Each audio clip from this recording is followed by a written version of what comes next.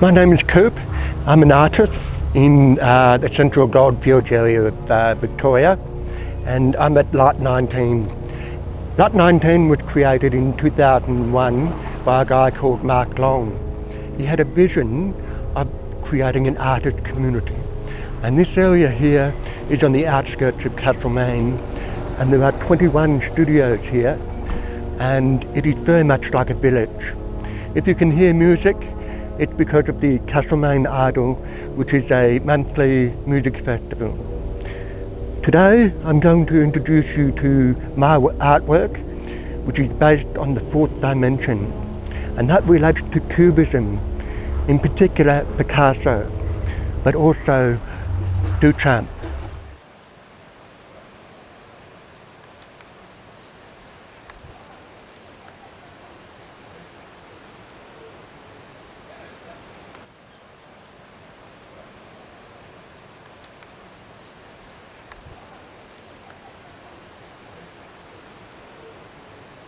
Welcome to my first piece. This is called The Invisible Painting, and it comes from an idea over 100 years ago by Duchamp, who wanted to create art that is not art.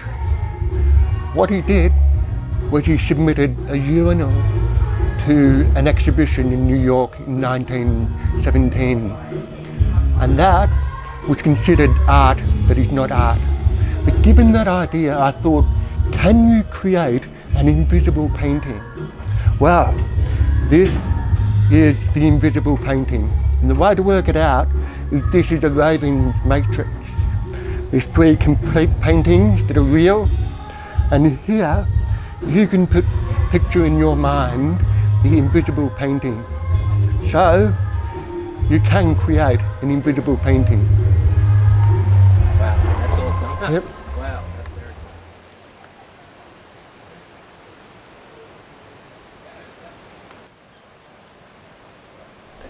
cool. So, what is the fourth dimension? We'll start with this piece here. One dimension is one line. Two dimensions is the square here. I'm appearing as a two-dimensional image to you behind the camera. This ball is the third dimension.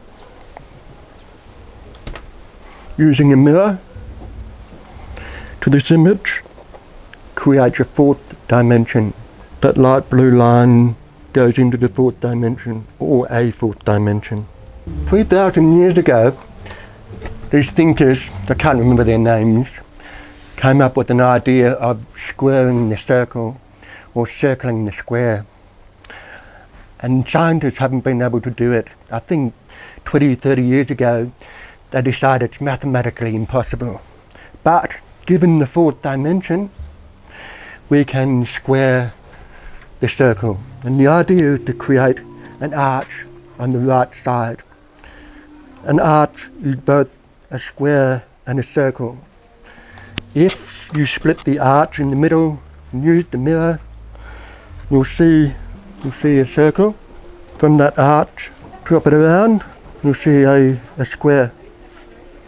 This third piece here is about the symbol of the fourth dimension. You would have seen that in the invisible painting. So it's basically a composite of different symbols. Over here we've got the circle, which is the symbol for or. Here we have the cross, which is the symbol for and. These signs here, a V and an upside down V, are the symbols for either or neither nor.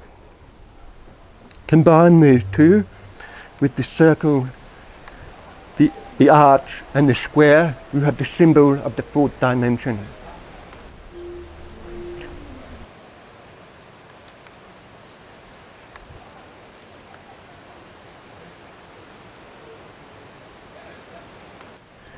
And as an artist, I started my work with life drawing, and I've been doing life drawing for 30 years. About 5-6 years ago, I studied Cubism, and the idea of Cubism is that you can pick up an image and move it around. Not only that, they thought to discover different perspectives about the human body. You would see the split mirror-shattered image. But the key here with this particular painting is it possible to show one image, or particularly a nude, which has been done in art for over thousands of years, is it possible to show one image from 4 different perspectives? Normally we see it from one perspective, which is an upright perspective. But using Cubism, you can pick up a painting and shift it. I'll do that in a second. But here, we can see a woman who's lying on her back. But you can change it to a second perspective.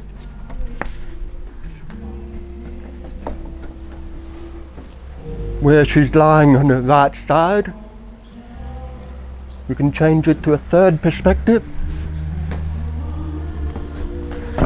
where she's standing up. And lastly, you can see her from a bird's eye perspective, from above. So I'll put it back up. So I got that idea from Cubism. And the next painting is the key feature of the whole fourth dimension, this display here, and it's Picasso's Les Demoiselles d'Avignon.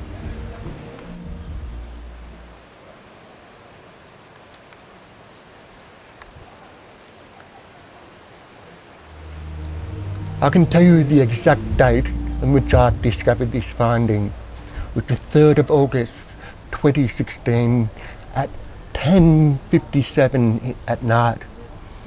I'm not joking about this.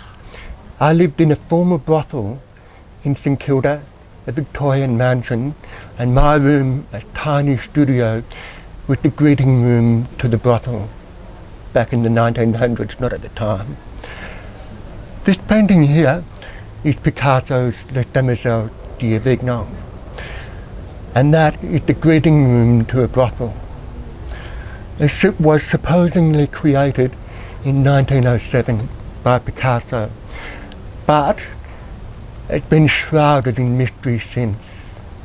Probably 50 to 1,000 books and articles written about that painting alone, which is incredible. Most artists don't even get 50 books written about them. Anyway, when I was in that former brothel, I had a cup of tea and came back to my computer. I was writing an article about Picasso, and this painting was on my laptop. What happened, I thought I could split that. So I got my phone out, the dark mirror of my phone, and I placed it exactly in the middle. You see a bald-headed man with his hands behind his head, and it creates this image here. I thought that could be just a coincidence. So I flipped the mirror to check the other side, and sure enough, I saw this image.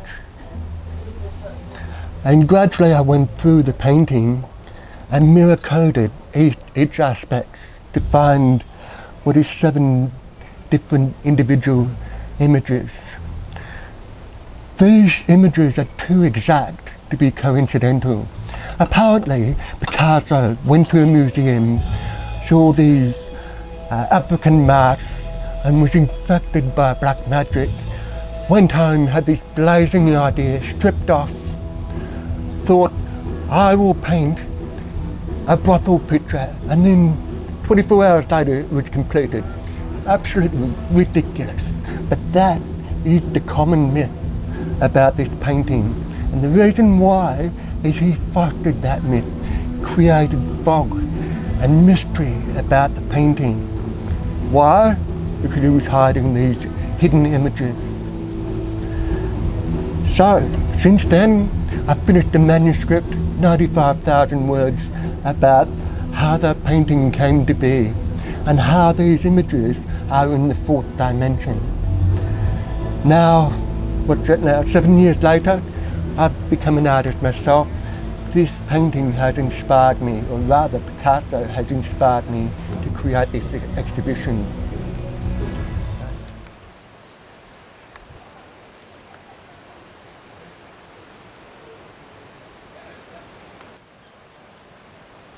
I've come to this door here, and as you can see here are the faces, the symmetrical faces of the figures in Les Demoiselles du Vignon.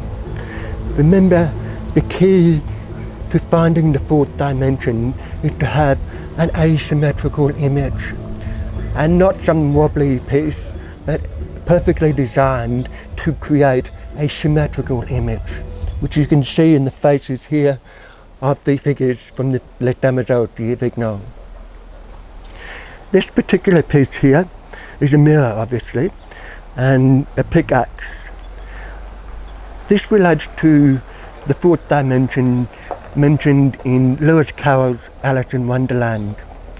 Alice climbed through the looking glass through the fourth dimension to Wonderland, and I had an idea of what if she found relics from the fourth dimension or Wonderland and brought them back. They'd come up with something surreal like this. This morning a woman was looking at my work and she said, "I love this work. This reminds me of the goldfields where we are right now in Castlemaine, the old goldfields district. You've got the pickaxe against the fragility of life and the gold of the goldfields." Anyway, the bloke I was talking to before said that art is subjective, and it is subjective because that woman put her idea onto a work that I hadn't even thought of before and during the creation of it. I do wonder though about Picasso's images. I think that is an objective point of view because it was deliberate, and he let a future generation, us, discover these findings to enjoy art.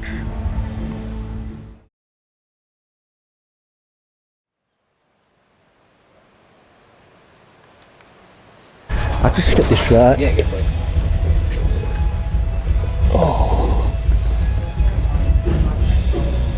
The main feature of this is the fourth dimension, and I've hoped to have demonstrated the basics of the fourth dimension and how Picasso applied it to his work. But I need to enforce or explain to you that scholars of Picasso completely denied him investigating the fourth dimension. He himself denied it as well, but that was a part of his mistake. Picasso also said that art should be forbidden to innocence, and I believe he was referring to the scholars who were in awe of him, who could not challenge his ideas, who had created their own myths about the painting in the brothel. So here I am with my hands on what is a vintage playpen, a child's playpen. And as you can see here, there's a bed of nails. And here, of course, is the main feature, a mortar bomb, which you can detach, no explosives, very heavy, and the fourth dimension. The idea behind this painting was I feel that I found these explosive findings regarding Picasso and the fourth dimension. So I thought, what can I do to create an explosive artwork that represents the whole thing? This is the last of 12 ciphers that I've done in my artwork, and it's called Cognitive Dissonance and the Kruger-Dunning Effect. People can dispute the idea of the fourth dimension and the fourth dimension in Picasso's artwork. That could be cognitive dissonance, but it could also be the Kruger-Dunning effect, whereby new ideas are too challenging, people simply deny it, and in my case there'd been 2 or 3 people very angry about what I've seen in Picasso's work. So here we are, explosive findings, and within the innocence of a playpen. And by the way, last night when I was walking around, I saw a toddler this size standing right here. I thought, my God, I hope he doesn't fall into the bed of nails. But thankfully his mother took his hand, and well, he's obviously impressed with what he saw, I think. It's really cool. I thought I'd mention that each one of these are ciphers. Yeah. And there's 8 pieces here, and they relate to a bigger corpus of work that is 48 pieces. Yeah. And so if you hear me swearing upstairs, I'm working through those 48 pieces. Yeah. And I've probably finished about 28. Yeah. And I'm hoping to display in the future at other exhibitions. Yeah. Yeah. Yeah, that'd be awesome. Yeah, this is such a forward-thinking art installation. I love it. But what I can't fully understand after finishing the manuscript is why they surrounded the whole thing in mystery. Why not say, look, we've found the 4th dimension? I suppose art is subjective. Like, you try to portray an idea through your art rather than explain it. Because then it loses its meaning if you explain it. But I'm explaining it. Yeah, but that's different.